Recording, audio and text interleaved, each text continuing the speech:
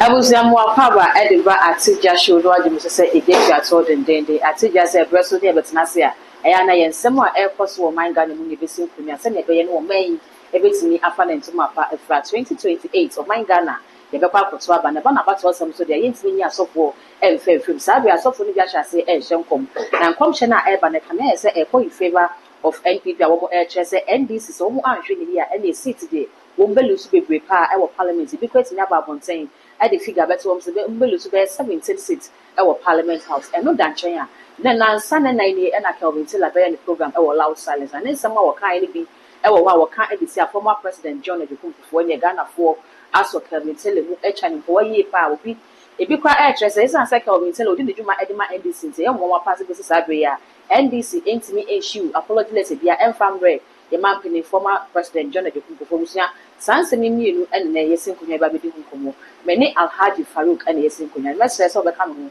ya ma na kwaba na fe de nkomo no ahyehyɛ so Alhaji mo akwaba awaba awo fa bi so papa bebi aboko adom ne mpaibo ene ahweye e de nyame ase nda na pai ma minchia betifo minchia wahwefo na minchia Ghana fo nyina minchia menana national chief imam the Friday man barka de juma na minchia me MP honorable Yao Patrick Boama the hard working of Greater Accra MP do so far MP say Greater Accra nyina ona obono homodi okay the only constituency na kwan ni ade up to now your party no opposition no still ogusu ye ni school won juma schools are OCC be 3-4 schools are OCC ogusu ye won juma whether na sine juma den or the boa constituency no any party no na machia Okango Central delegates na yenim akon a eda yenim 2028 who party who opposition a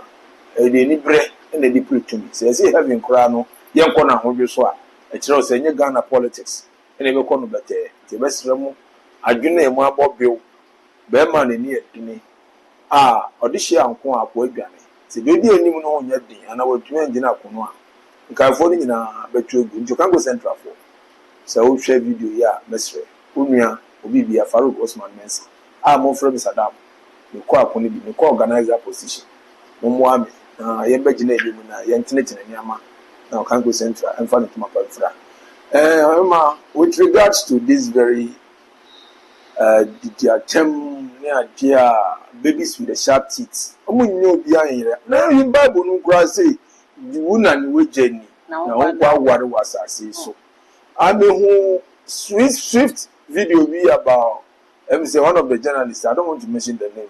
Or advice Kevin Taylor saying, Tem ya quite beautiful such a panicho, non panicho. But in all, no, I will not give blame to that Kevin Taylor because starting the journalism work when do baby no free account okay.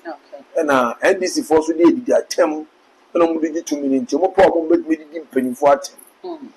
Bisa won say we dia kufu edu na mesira na edu sanka NDC mpanimfo a owu koi obinya ya nkoti wiche mu ne koje vuto won ho anka mo mpe okay say the la adem ayiya papa we ya ade ne yare ayiya ebia ya kan say who 40s 50s undu 60s papa nam 87 solid years nyame ehira no we didn't kwanda I mean because I'm so my 70 years we dienya extra na SS account nti wo na wo te ho no na bra papa na bɔ no minji ndi sɛ Kevin Taylor asefo nyinaa wo de bobi kopum so do okay Kevin Taylor ani Dela ni nyinaa Dela wo post teacher pacho the lad no be kind the lab abontin be pacho mami asema enya dance no tie me asema enya dance no asem na wo bi ena yidi dance okay the lad na stepping stone to Kevin Taylor for say some no di and fa so be pacho ni and fa ho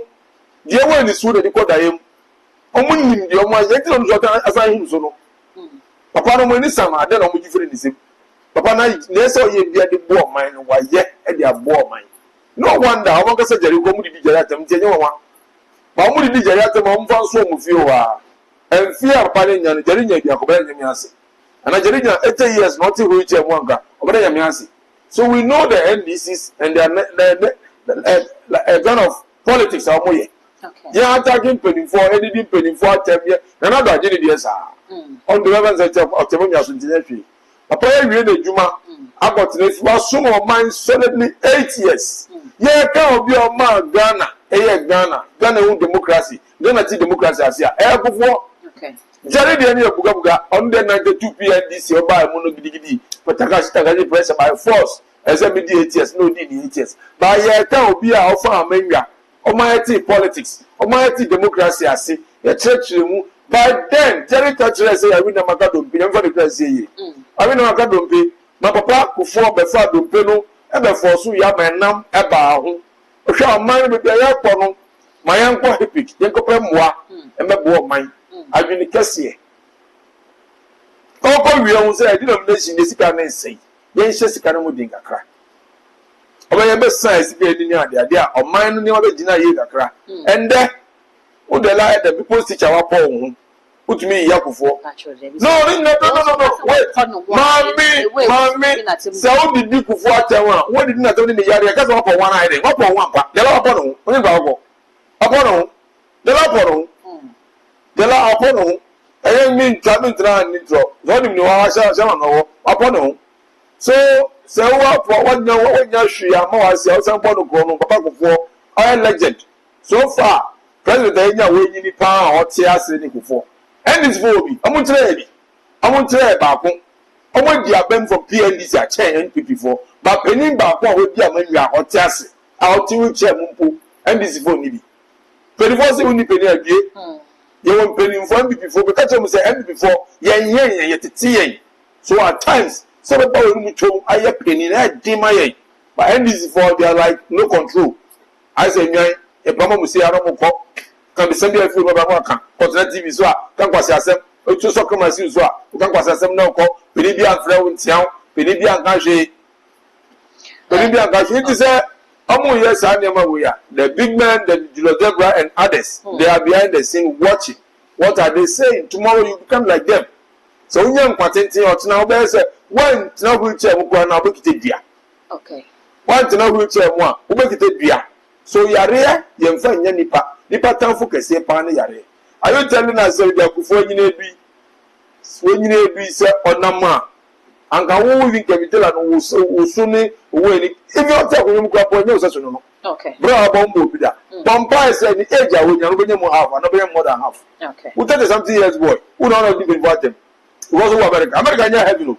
America nya heavy. The nine left sano. America nya heavy no. Who can tell us because I want to so so. Who be ya kufo. So every day I see I go. Yeah, check. Say NDC pen for person I say. Onu so ko patch because the lad here buy. Sano mu ye. Omu ye no make us in politics. Say na make us the lad here no cry the lad na kasa be patch o. Emma some dey fear no ye then time communication any the man and so also Mommy, I broke the jaw. It will not give this very fucking guy the infantry to repeat the same thing. Okay. Honorable, you share Ghana manual ceremony and manual ya no mind Ghana. Atem didie ne de onimi nyina be dia dance say e wo mentre wachi se ne ne we MPP ni awo backlash Kelvin Taylor because we ye adwuma de man DC free Ghana fo bi so kire se wo de ye nkwachi kra na no ye DC babem abronye oye no regional chairman onye just communicator we MPP party ni onye ordinary member oye regional chairman wa wono akasa be so camera se nanim won show so e di atem adi IGP mu nyina atem eno no ye mu say before mo ka bibia de afa ho IGP ne president Oye penimu Ghana. Oye penimu Ghana. Na so we kasa temdidi a, you temdidi mo temdidi. Fa yare ni party mo. Political insult. Je e friend say if e friend na dog Akufo-Addo. And this for the tema the draw with this suit chimpanzee. Omo di na tema draw with this suit chimpanzee. Nti say IGP ade na enya aka boni. IGP aya the one for the yare ya no. IGP is a strong man. So then why we are the for the council no can. Eya asema e mo si den. Eso se obi aya ade na wo ka. Na wo sign di ni panatemere ni ma mienu. Enti say IGP ye bibi na say nya no wo kan no ye different. But we wo kan some ni di na tem kan ho. Eno no na no ye nso hwe nsem wo ka fa agefo wa denta ho ni nyina no enye nsem a eye papa. Mame ye wo atemdidi e born powder. Ene ye wo atemdidi e raw. Kevin Taylor dey na ba ne ye ka. E atemdidi raw peni mu a wodi ni nkwa na amen. 87 years ende Akufo nyame frɛ na wodi de. Ebi ase de bia bi wodi bi. Ye wa bia nu Kevin Taylor bi hu bi ko so bewu. Okay. Kevin Taylor bi bia nu Akufo bi ase ha. Obetumi ye quarter ko so bewu. Okay. So we say no one di amana. Mame leadership.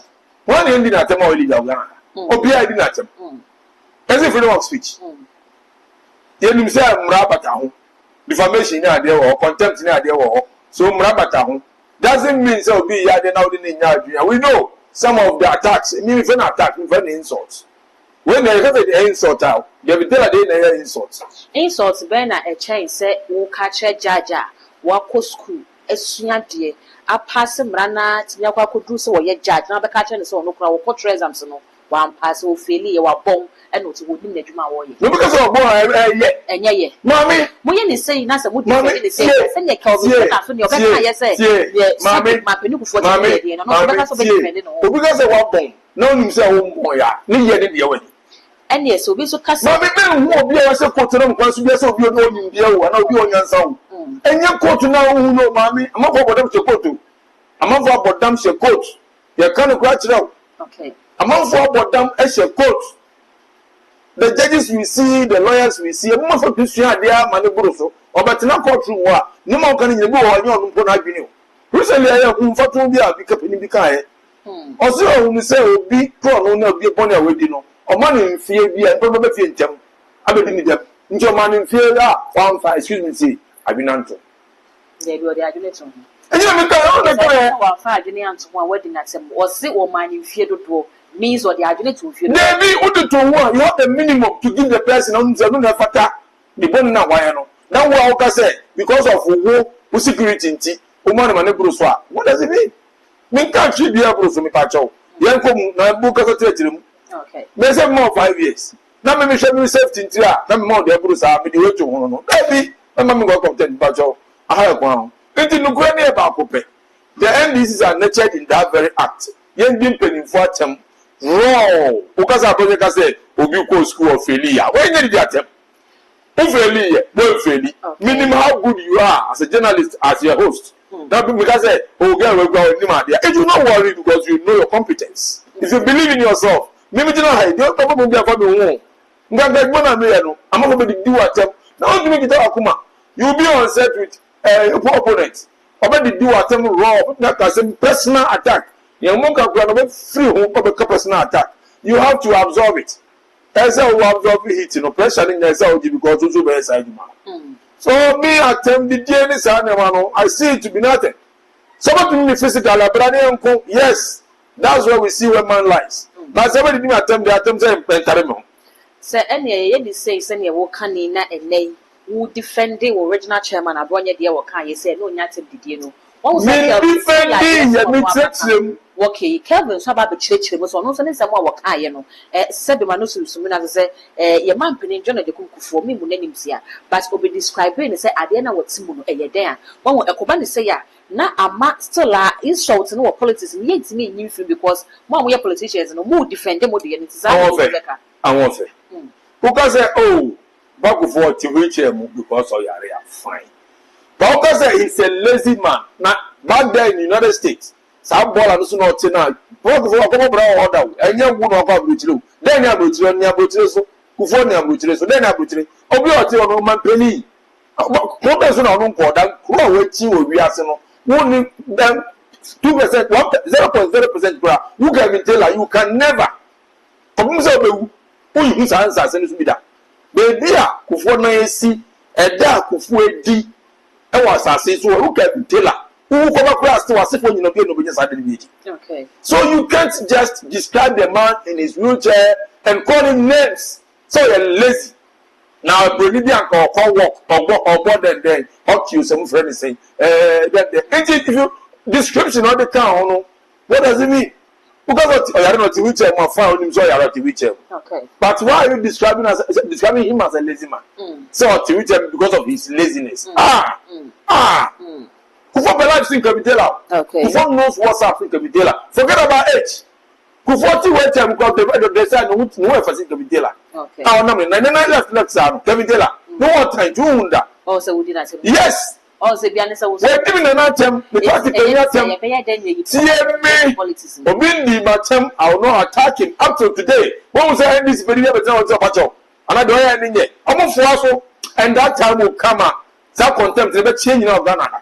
We say look time this card. So okay. Obi oba Ghana had national security board. Obi wa ya before Ghana nyina. Ghana before you ya bia o. Opi so mo before Ghana had 3 million na. Wa call bia 173. Okay. No ba Ghana have anything we need pay na man by man escort national security. Ogoda the hotel ko di ni some fun we e na man no. E some times come man no some ko e.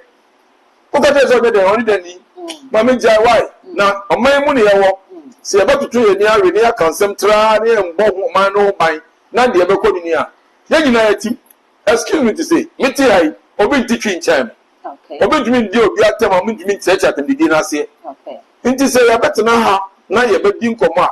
Yen kan so na tie. Se je Kufuor enye nipa ketwa e se Kevin somebody like an entity nobody like Kevin Taylor to insult that man also attack. Only in this year, only in church, or to the baby, when in the maybe, then or you on then end this for Kufuor. Then end this for G. Kufuor. And this is for now, is from PNDC to today. Or more presidents be or TV Chemusianka they would like, or they thank God. Okay. So they should stop that. Okay. And when before, Gilada is a respected man. John Mama Pen once, he's a nice gentleman. The people around him are making him unpopular. They are marrying his name. Okay. So Mahama and his people should rise and stop the youth the way they are going. We can do worse than that. We respect. That's why. Let it until